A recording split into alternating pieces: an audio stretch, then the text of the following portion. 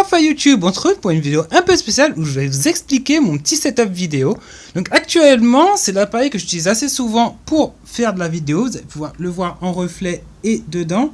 C'est un téléphone portable Hisense. Je disais, j'ai pas de miroir.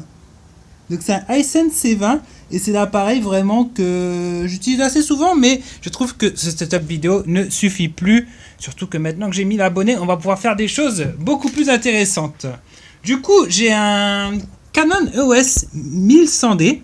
C'est l'appareil que j'utilise pour faire les photos que vous voyez sur le blog otakugame.fr. J'utilise rarement en vidéo pour une raison simple, c'est qu'il filme en 720p et il n'a pas l'autofocus. C'est-à-dire que là pour faire le focus, je le fais manuellement. C'est un objectif Helios 44 M4 qui est vraiment c'est un bon objectif pour faire de la photo, mais c'est un appareil, vous voyez, mécanique. On voit à l'intérieur, ça s'ouvre, ça se referme.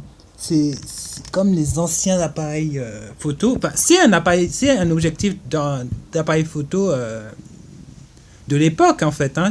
Il est en métal cet objectif, et c'est ce que j'utilise pour les photos du blog. C'est vraiment un bon appareil. Enfin, moi je l'aime bien.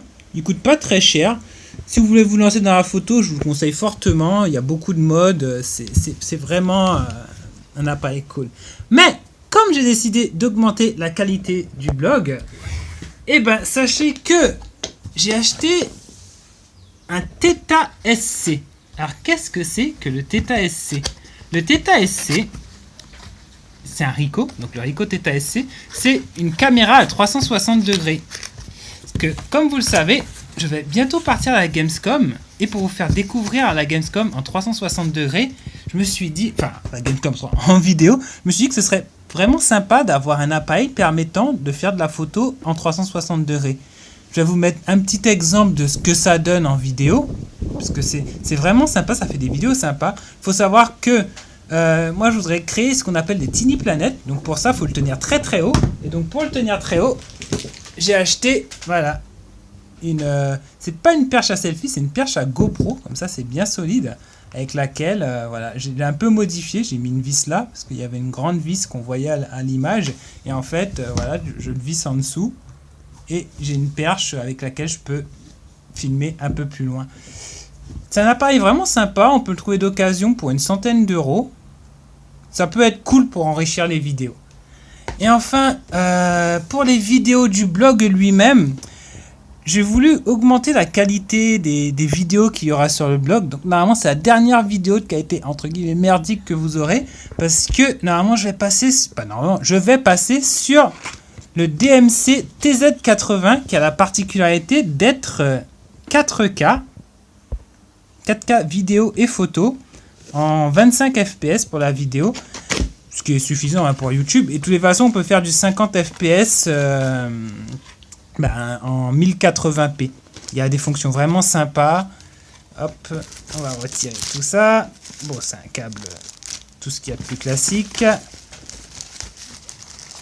C'est bien, il y a une Dragon fournie avec. C'est toujours ça de prix. Le chargeur, il est avec. La petite batterie, bien sûr. Et ce que tout le monde attend. Il est bien emballé. Ça c'est cool.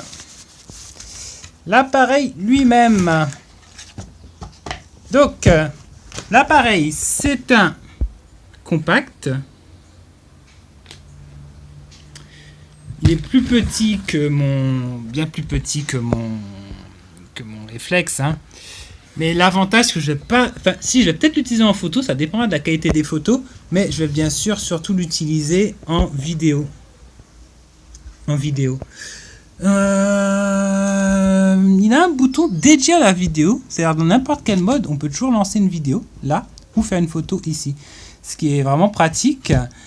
Il a un zoom vraiment impressionnant, de tête c'est un 30x le zoom, c'est-à-dire on peut zoomer jusqu'à 30 fois. Il prend des cartes SD. Hop là. C'est difficile de faire le focus avec le téléphone, mais il prend des cartes SD, ce qui est classique. On va lui mettre sa petite batterie si on y arrive. Hop là. J'ai aussi un trépied que j'ai oublié de vous montrer. un trépied pour l'appareil photo, parce qu'avec le téléphone, il aurait fallu un adaptateur, c'est vrai, mais voilà. Et hop, magie du montage. Non, j'ai mis dedans la batterie dans l'appareil photo, on va pouvoir l'allumer du coup. Il déploie son objectif et on peut le voir. Voilà. Faut savoir que pour la 4K, on est obligé d'avoir des cartes SD compatibles 4K. Donc je sais pas si on va pouvoir le voir, c'est du UHS. C'est du UHS, ah oui, c'est là qu'on le voit. C'est du UHS 3, UHS 1 classe 3, enfin UHS 1 U3 pour être très précis. Et vous voyez, c'est compatible pour l'enregistrement 4K, parce que sinon, sachez que votre carte SD, si vous prenez n'importe laquelle, l'appareil va tout simplement filmer en 1080p et pas en 4K. Ce qui serait dommage d'acheter un appareil 4K et de se limiter à la 1080p. Voilà, donc c'est tout pour mon settings. Vous allez voir, si vous voulez des exemples de la manière dont filme cet appareil, vous allez le voir dans l'unboxing, dans mon prochain unboxing, que je vais rajouter en vidéo aussi, enfin en lien. Et pour le reste, encore merci pour les 1000 abonnés. Ça nous permet de nous développer et d'apporter du meilleur contenu. Ce sera vraiment cool. Et encore une fois, voilà, je veux juste vous dire merci. J'espère vous voir très bientôt sur mon blog otakugame.fr. Allez, je vous laisse. Je vous dis à ciao les otaku et à bientôt sur otakugame.fr.